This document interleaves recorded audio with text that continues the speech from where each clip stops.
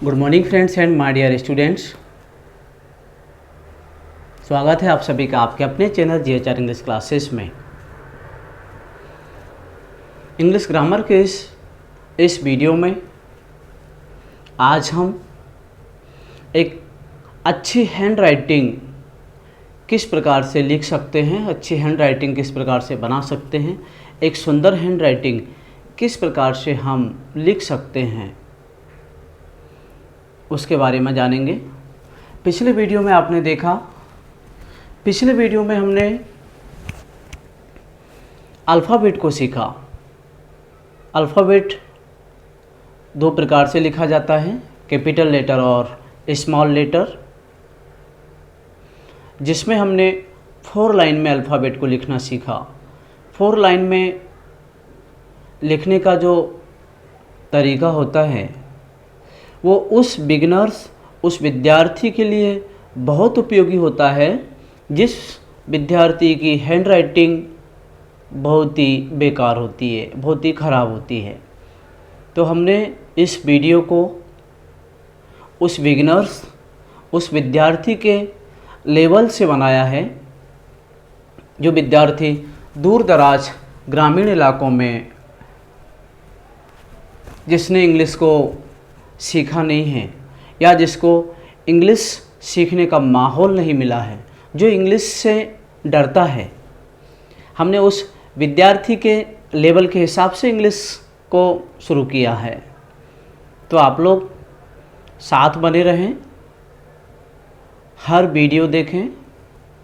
जो विद्यार्थी बहुत कमज़ोर है इंग्लिश में, जो अपने आप को समझता है कि मैं बहुत कमज़ोर हूँ, मुझे इंग्लिश को पढ़ते नहीं आता, मुझे इंग्लिश में किसी का नाम लिखते नहीं आता, वो विद्यार्थी भी अगर जितना सिखाया जाता है, जितना बताया जाता है, उतना अगर वो सीखता है तो उस विद्यार्थी के लिए बहुत ही महत्वपूर्ण क्लास है।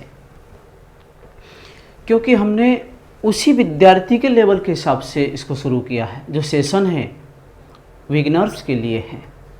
तो आप लोग ध्यान देंगे। आज के सेशन में हम सीखेंगे how to improve your handwriting. आप अल्फ़ाबेट सीखने के बाद अपनी हैंड राइटिंग को किस प्रकार से सुंदर बना सकते हैं, शुद्ध लिख सकते हैं, उसके लिए हमने यहाँ पर 10 टिप्स के बारे में बात की है। तो अब हम इसके बारे में बात करेंगे।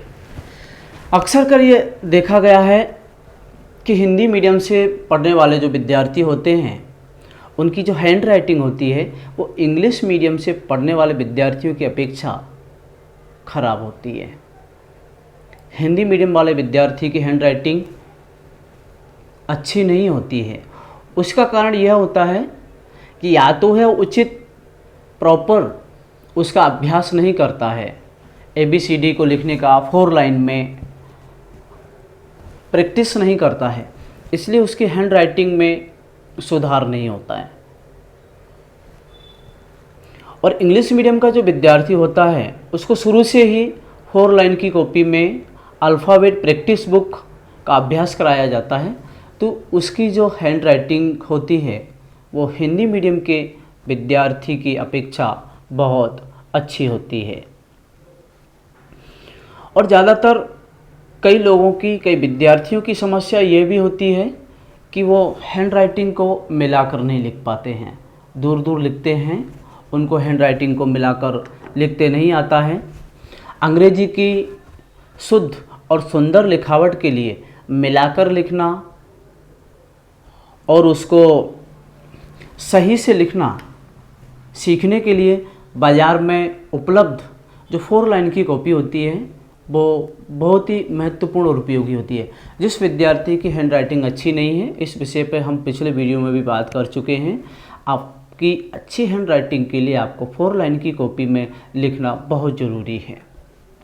4 लाइन की कॉपी में अभ्यास करने के बाद आप अपनी हैंड राइटिंग को बहुत अच्छी बना सकते हैं।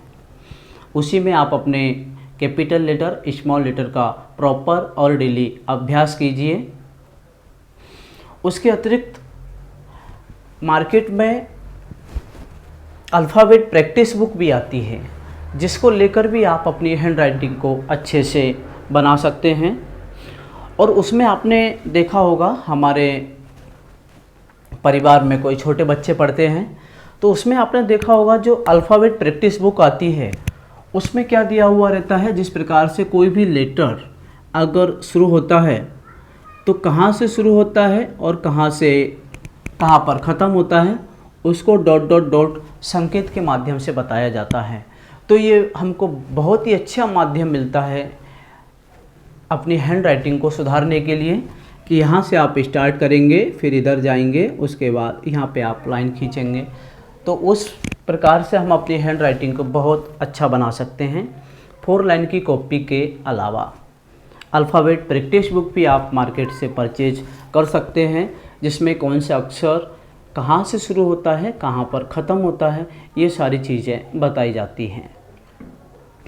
इस प्रकार से आप जानेंगे, अगर आप थोड़े दिन में ही उसका अभ्यास करते हैं तो एक बहुत ही अच्छी सुंदर राइटिंग आप बना सकते हैं। तो आज के वीडियो में हम जानेंगे अपनी हैंड राइटिंग को इम्प्रूव करने के लिए हमें क्या क्या करना चाहिए, कौन कौन से टिप्स हैं, और इसकी मदद से हम अपनी हैंड राइटिंग को बहुत ही अच्छा बना सकते हैं। आप सभी जानते हैं किसी भी एग्ज़ाम में या बोर्ड एग्ज़ाम में हैंड राइटिंग का बहुत ही महत्व होता है, क्योंकि जब एग्जामिनर आपकी कॉपी जांचता है, जो कॉपी जांचने वाला होता है, सुंदर हैंड राइटिंग पर नज़र पड़ने के बाद उसके जांचने का जो तरीका होता है वो बदल जाता है। इसलिए आपको अपनी हैंड राइटिंग को सुंदर बनाना ही है, आपको डेली उसके लिए समय देना है। तो अब हम शुरुआत करते हैं। आप लोग बोर्ड पर ध्यान देंगे, कुछ टिप्स हैं, 10 टिप्स हैं जिसको हमने लिखा है, और इसको हम समझेंगे किस प्रकार से हम अपनी हैंड राइटिंग को अच्छी बना सकते हैं। सबसे पहला पॉइंट, किसी भी लाइन का पहला अक्षर मीन्स लेटर, आप समझते हैं, पहली लिपि ABCD में ही लिखें। यानी आप अगर आप नकल करते हैं या आप किसी भी क्वेश्चन का आंसर देते हैं तो आंसर देते समय आप ध्यान देंगे उसका पहला लेटर अक्षर पहली लिपि का ही आएगा, ये आप ध्यान देंगे। स्टार्टिंग पहली लिपि फर्स्ट कैपिटल लेटर में ही आप लिखेंगे, उसके बाद शेष सभी अक्षर छोटी लिपि में ही लिखें, उसके बाद आने वाले सभी अक्षर को आप छोटी लिपि में लिखेंगे, ये आप ध्यान देंगे। नेक्स्ट पॉइंट, अगर वाक्य में किसी का नाम दिया हो उसका पहला अक्षर कैपिटल लेटर में ही लिखें।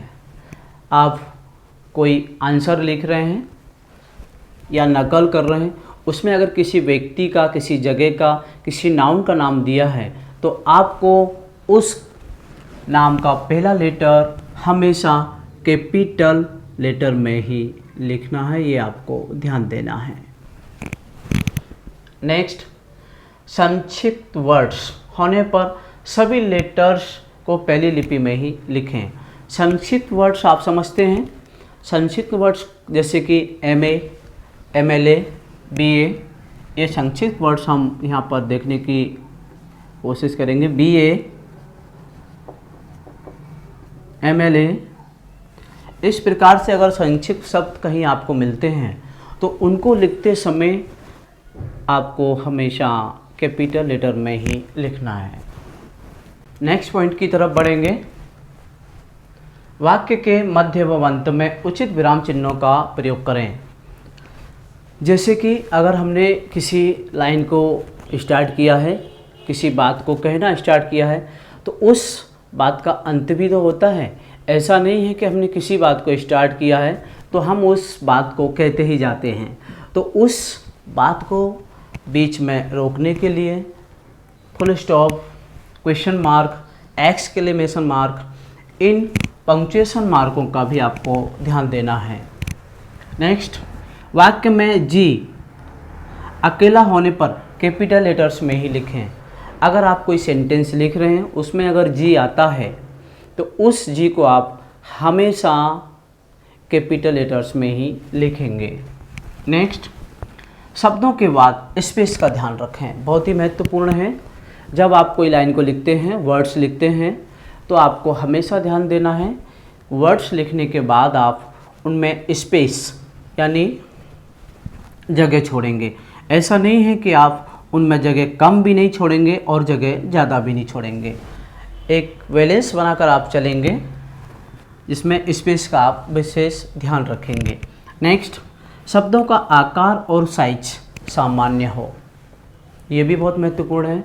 जब आप लिखते हैं तो आपके जो शब्द होते हैं, वर्ड्स होते हैं, उन शब्दों का आकार न तो बड़ा होना चाहिए और ना ही छोटा होना चाहिए, एक मध्यम आकार उन वर्ड्स का होना चाहिए। अब बढ़ेंगे नेक्स्ट। लिखते समय सभी लेटर्स को हमेशा या तो सीधा या तिरछा लिखना चाहिए, ये बहुत ही महत्वपूर्ण है।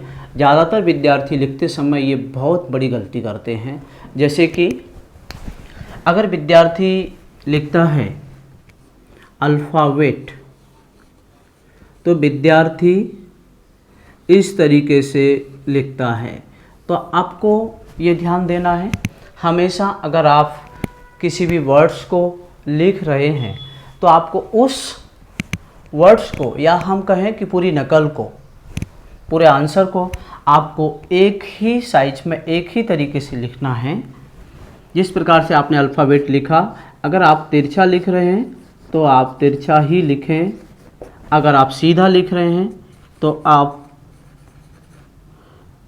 सीधा ही लिखें। इस बात का आप विशेष ध्यान दें। कुछ लेटर्स तिरछे, कुछ सीधे, कुछ इधर, कुछ इधर, इस तरीके से आपको नहीं लिखना है, ये आपको लिखते समय ध्यान देना है। अब हम बढ़ेंगे नेक्स्ट 9, 4 लाइन की कॉपी का प्रयोग ज़रूर करें। ये बात हम पहले भी कर चुके हैं, पिछले वीडियो में भी मैंने आपसे विशेष कहा, जिन विद्यार्थियों की हैंड राइटिंग अच्छी नहीं है, जो अपनी हैंड राइटिंग को वास्तव में सुधारना चाहते हैं, उन बच्चों के लिए 4 लाइन की कॉपी बहुत ही महत्वपूर्ण है। आपको 4 लाइन की कॉपी में अभ्यास करना ही है, तो आप पाएंगे कि कुछ दिनों में आपकी राइटिंग बहुत ही सुंदर और शुद्ध हो जाएगी।